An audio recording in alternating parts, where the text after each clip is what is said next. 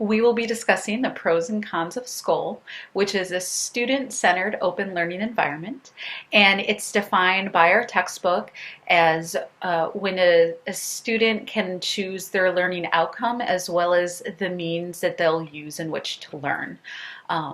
And two pros for Scole is that it's based on intrinsic motivation.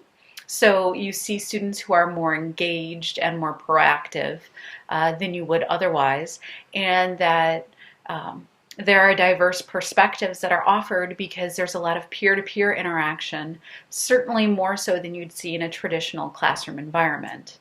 Now, there are a couple cons to Scole. One is that it hinders study skills, so students who may not have a strong foundation in studying or who are just starting out in their academic career certainly aren't going to get good study habits from an open learning environment in which they can dictate the pace and the resources that they use. And a big con to Scole is that it lacks an empirical foundation. So clearly there are many researchers out there who would like for the academic community to focus on the veracity of Scole before we start implementing it in our classrooms.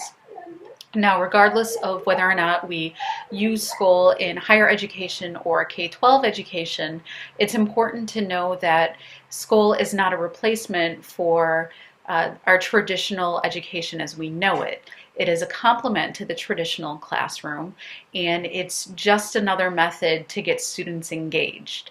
So it is not the be-all, end-all. It's not going to replace what we see. It's just another tool in our toolbox.